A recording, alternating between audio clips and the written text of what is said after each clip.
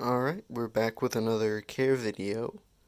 Um, this is on, I don't really do that many videos on these, but this is a species that I really like. I'm not a huge fan of Cubaris, but these guys have definitely grown on me, so I figured I'd do a little video on them. They've been pretty good breeders for me so far. You can actually see one right there. I actually made two different cultures. I have the original one, and then I gave them this one. I find they breed a little bit better when they have more room, but this is Cubaris Shiro Utsuri. Uh,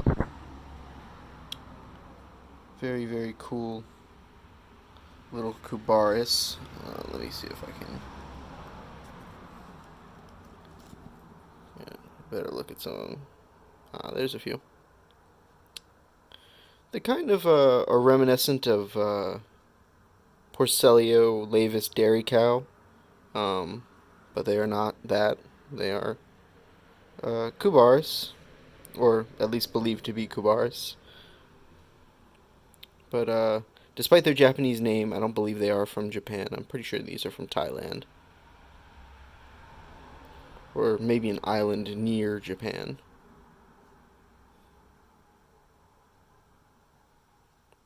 But don't quote me on that. I'm not exactly sure.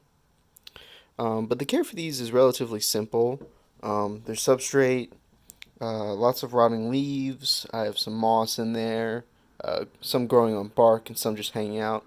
I also have chunks of uh, limestone, also chunks of rotting wood scattered here and there, magnolia pod. I also have some grass and other things growing in here. They'll munch on that. These guys are a big fan of like shrimp, especially like dried, like krill and stuff like that. Totally dig that kind of stuff.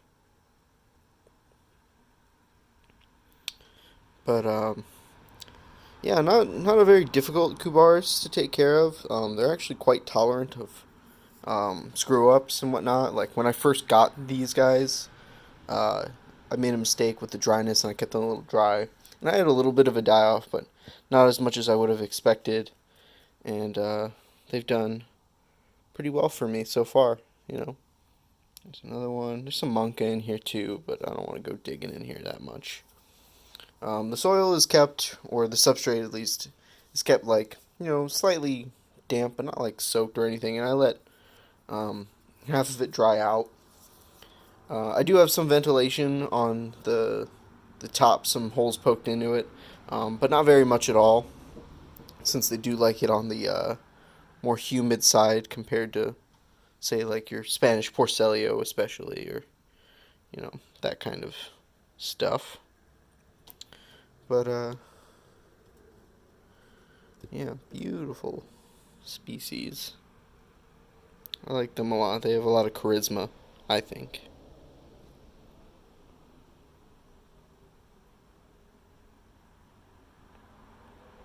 A lot more consistent in their patterning than the dairy cows too.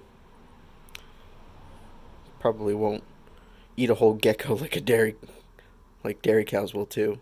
Dairy cows are insane. Some of them will absolutely destroy uh, living vertebrate prey if you get a big enough group of them. These guys, they like their protein, but they're not like super crazy about it like the Lavis dairy cow are. I don't even know why I'm really comparing them because they're totally different. At least I mean, not that different care wise. Lavis are definitely more tolerant of drying out than these are, but still, these are they're more expensive since they're not they're not new, but they're still relatively new. But they do breed relatively well for people, so their prices are coming down fairly quickly.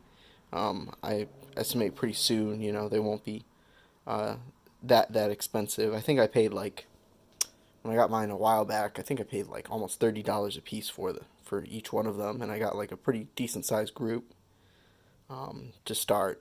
But hopefully they won't be that expensive coming up.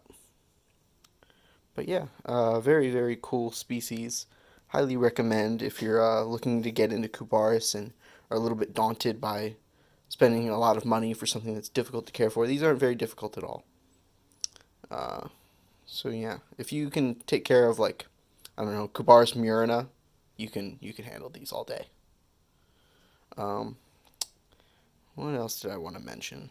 Oh yeah, if you check out on the community tab on the channel, I'm doing a second giveaway.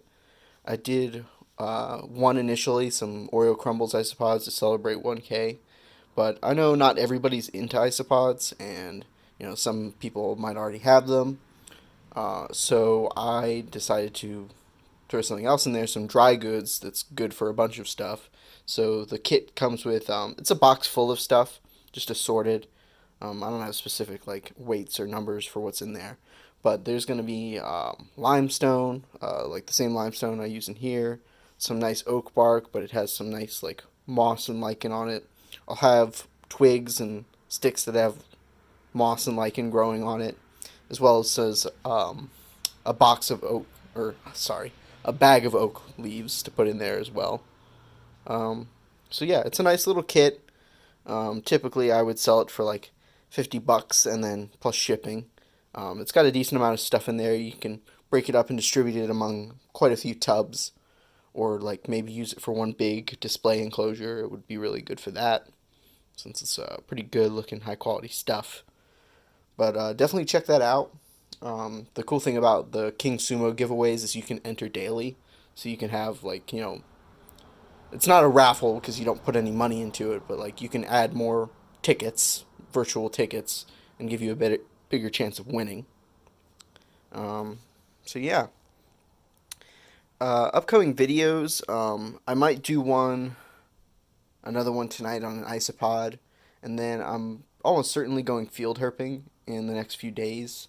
I'm off this Thursday through Sunday, so I'm gonna go field herping again. And I didn't video that much the last trip because I was with my buddy Lance from Weaver's Wildlife. If you check out the video, I have a link in the description for his channel. Uh, Lance is a really good friend of mine. I might meet up with him again this weekend, but I don't know yet. But if it's just me going alone, I'll definitely make it a point to video some more stuff, so that way you guys can, you know, take a look at what herping in the Bay Area is like. Another one.